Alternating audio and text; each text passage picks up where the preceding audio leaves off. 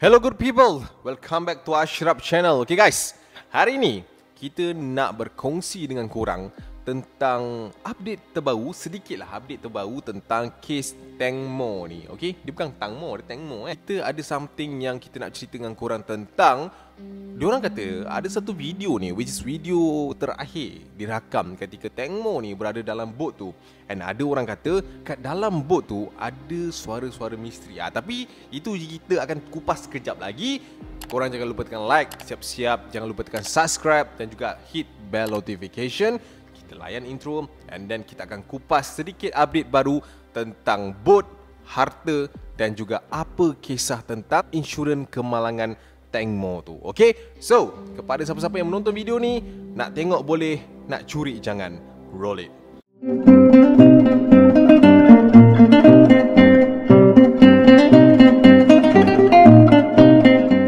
Okay guys, untuk cerita yang pasal video terakhir Teng Mo dekat atas bot tu, katanya ada suara misteri guys.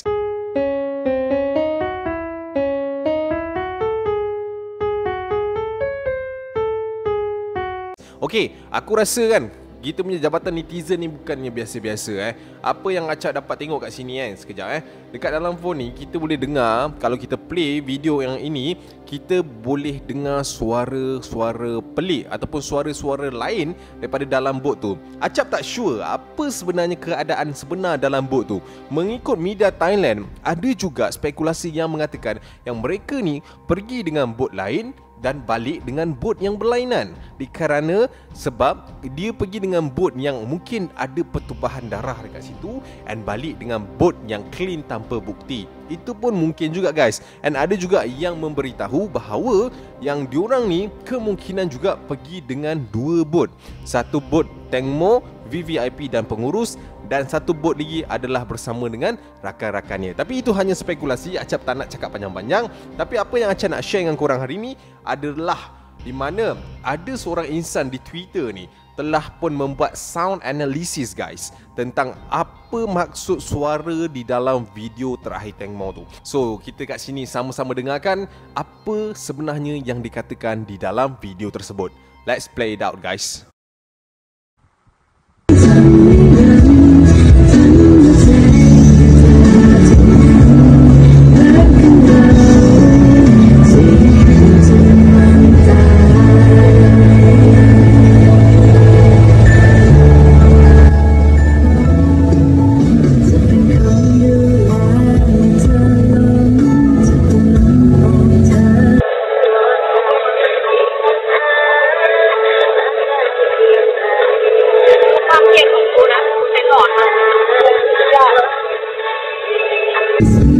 Okay guys, so apa maksud daripada sound analysis tu? Okay, menurut media yang ada tulis dekat sini, memanglah kalau korang dengar memang bahasa Thailand kan, tapi kat sini diorang ada translate kan apa yang dicakap di dalam video tersebut. Okay, di dalam video tersebut ada bunyi suara yang menyatakan seorang lelaki mengatakan sesuatu kepada seseorang. Dia kata macam ni, bring your friend, dalam bahasa English ni lah.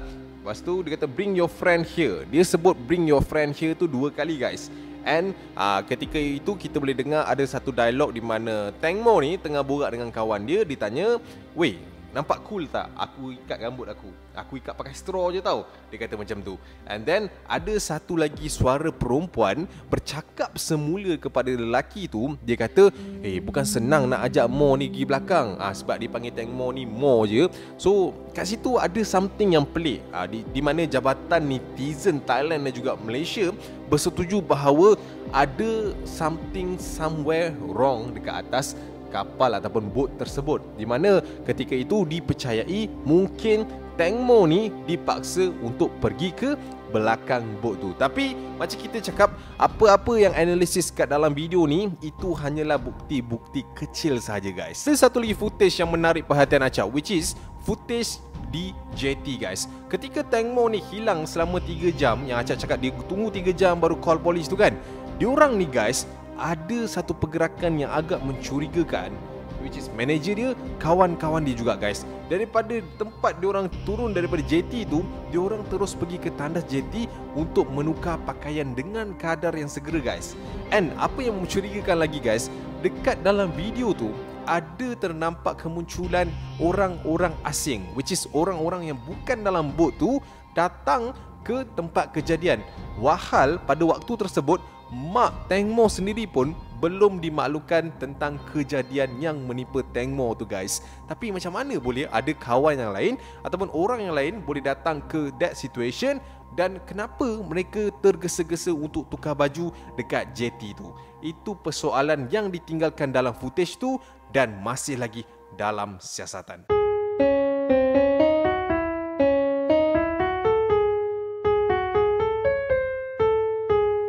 Okay guys, untuk yang kedua ni, Acap nak updatekan korang dengan harta-harta peninggalan Teng Mo ni. Okay, menurut media, mak dia dah mula menyelak fail-fail harta peribadi Teng Mo guys. Di mana ada kenyataan katanya Teng Mo ni, dia ni tak adalah rapat sangat dengan mak dia ni. Diorang ni ada perselisihan faham tau dulu. And then, kalau korang tahu nama Nida dekat belakang tu, dia ambil sempena nama mak Teng Mo ni, which is Pan Nida lah. So katanya waktu tu Teng Mo ni nak berbaik dengan mak dia. That's why dia pakai nama Nida tu dekat belakang untuk katanya untuk menjernihkan keadaan dia dengan mak dia. Tapi itu kisah lama lah. Menurut sumber juga guys, Pan Nida ni, mak kepada Teng Mo ni juga telah pun memaafkan dua individu yang terlibat, which is dua suspek utama dalam kes Teng Mo ni. Yang pertama sekali adalah Paibon, which is kawan lelaki kepada Teng Mo, and Tanupat, which is owner boat tersebut. Antara sebab utama kenapa mak Teng Mo ni maafkan kedua-dua orang ni, first, effort diorang guys. Effortnya menurut mak Teng Mo ni, diorang ni hari-hari duk telefon minta maaf. Dia kata diorang menyesal. And mak Teng Mo juga cakap diorang ni datang penuh dengan lemah lembut, sopan santun serta budi bahasa dan menunjukkan keinginan mereka untuk memohon maaf dengan bersungguh-sungguh guys, kata mak dia lah.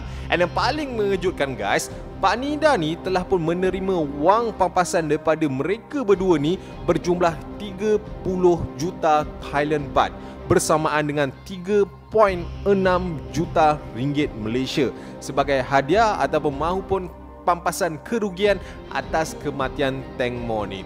And yang paling menarik sekali guys, mak Teng Mo ni langsung tak ada hire mana-mana lawyer untuk menguruskan harta pencarian Teng Mo dan juga wang pampasan yang dia dapat. Dia kata untuk wang pampasan yang dia dapat ni adalah satu ganti rugi untuk dia yang kehilangan anak. Dia kata kalaulah Teng Mo ni hidup 30 tahun lagi, dia kirakan mat berapa Teng Mo ni boleh dapat, and itu adalah jumlah kerugian, anggaran kerugian yang mak dia perlu dapat sebab kematian Teng Mo ni. Kau faham tak? So mak dia kira 30 tahun lagi kalau si Teng Mo ni hidup, dia boleh bagi dalam 40-50 juta contoh kan. So dia minta mamat-mamat ni semua duit yang diorang kena bayar untuk ganti rugi kematian Teng Mo tu. Macam tu pun ada, pelik.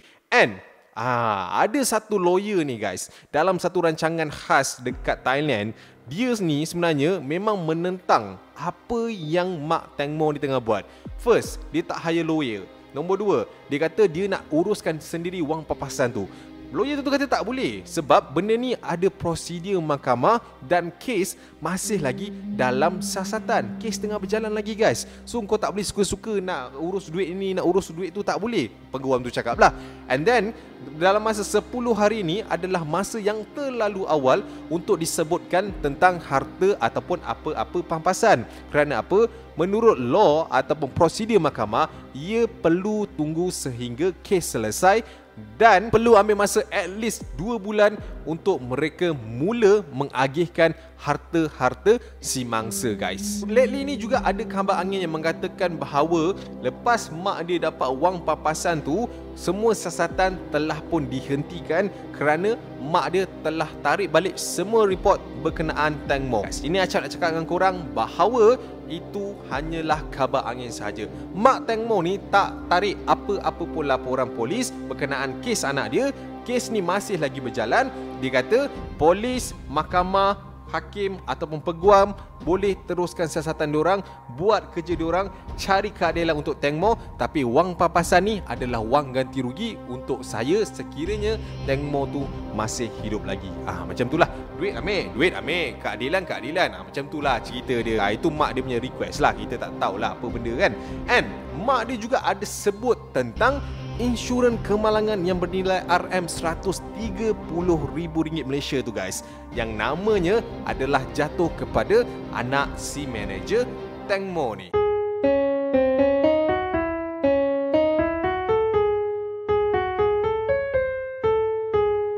Okey guys, seperti yang kita tahulah, Teng Mo ni ada satu anak jagaan, iaitu anak kandung kepada manager dia sendiri, Kartik. Okey, menurut sumber juga, Kartik ni adalah antara satu-satunya saksi yang tak diampunkan oleh Ibu Teng Mo. Sebab menurut Ibu Teng Mo, Kartik ni sepatutnya melakukan sesuatu untuk menghalang kematian anaknya.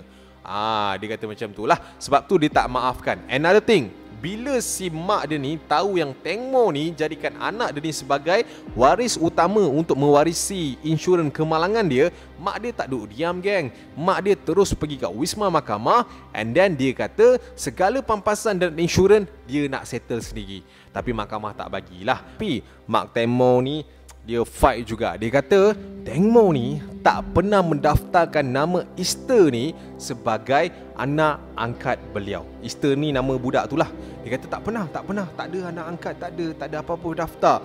And dia kata setiap apa perwakilan nama sebagai waris utama dia adalah tidak valid. Sebab dia orang tak ada pertalian darah. Nombor dua, tak pernah didaftarkan sebagai anak angkat. Meskipun walaupun Teng Mo ni ada niat nak bagi duit tu kepada Easter, dia akan memastikan yang Kartik tu tak dapat 1 sen pun daripada duit pampasan kemalangan Teng Mo tu guys. Sampai ke tahap dia kata dia boleh urus semua benda sendirilah. Duit anak dia, pampasan ke, insurans ke, dia nak settle sendirilah. Supaya tak ada pihak yang ambil kesempatan, lagi-lagi pengurus kepada Teng Mo tu, which is Kartik lah.